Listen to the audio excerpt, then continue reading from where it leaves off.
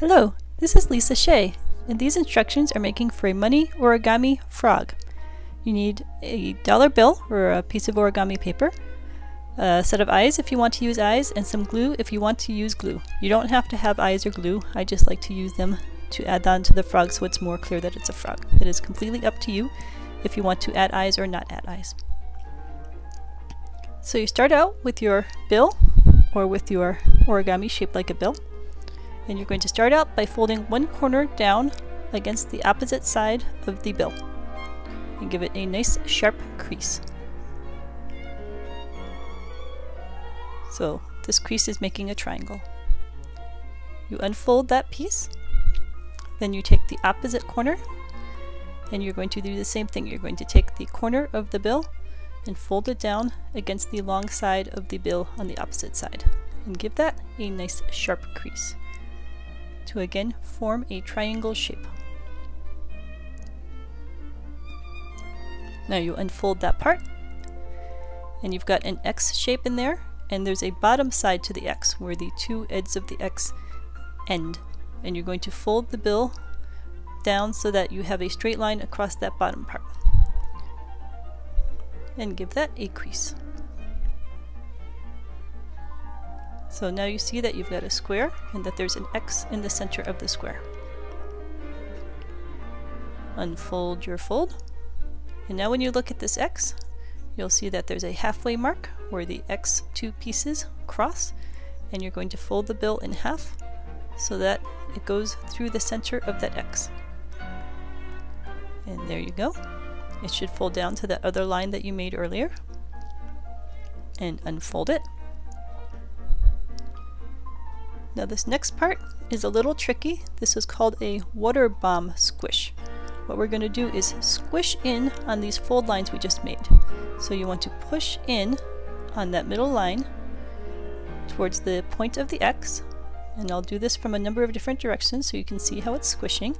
So you can see the four sides of the X there, and we're squishing in the center of the X. You see the two different lines there that the X formed?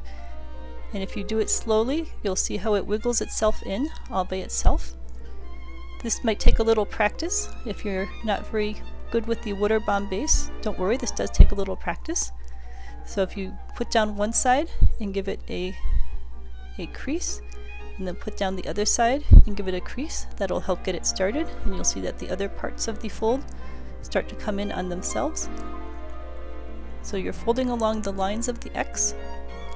We've got the bottom parts done here, and now we're just pushing down the top, and that will fold down to form the rest of the fold, and you're going to end up with a triangle shape. So I'm showing from all different angles so you can see how this folds down. The sharper your crease is, the more easily all of this folds. So you squish the top down, and you should end up with a pair of triangles on top of each other. And once I crease this down, I'll show this again from all the different angles so that you can see what it looks like. So there's two triangles, there's two layers, that's the back, and again the two triangles and the two layers. So this is a water bomb base. Once you've got that, now we're going to bring one tip up to the top of the pyramid here. So you fold this up and give this a nice crease. So that's showing you how the point is now pointing up at the top part, and now we're going to do the same thing on the other side. Do the side point and fold it up so it reaches the top. And we're making a little diamond here.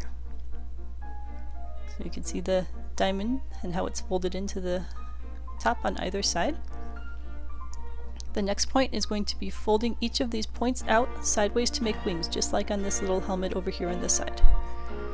So you fold it out at a 90-degree angle. It doesn't have to be exact, this is just making the feet, so you can make them as angled as much as you want. So again, to show you, the pointy part is just going to the side here. And now we'll do the same thing on the other side. Fold that top point out to the side. And again, you can make them wider or more narrow. This doesn't need to be exact. These are going to be the little feet of the frog.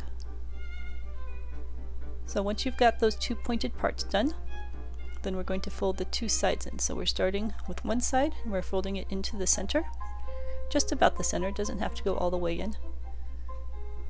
So fold it most of the way in and give it a nice sharp crease. And then we'll do the same thing on the other side. Take the side and fold it in to the center line, or near to the center. Again, you want to leave a little bit of space. And that's making the frog body.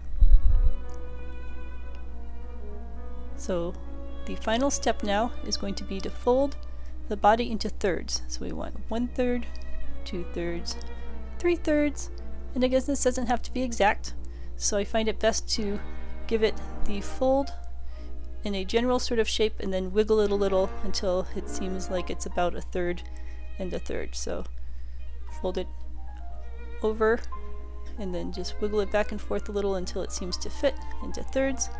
And once you've got it into thirds, then give it a nice squish, and this makes his body part. This will be much flatter if you let him sit under a book for a while, or you can leave him a little three-dimensional if you like that look. And this is the frog. You can leave him in this raw shape if you want. He's supposed to jump a little if you make him with stiff paper, but most dollar bills aren't very stiff. So if you're a purist and don't like anything on your origami, you can leave them just like this, but many people like to decorate their origami, so I'll give that option here. It's especially helpful with the frog, so it makes it more clear what it is, because this object might be a little confusing to people if it didn't have eyes on it.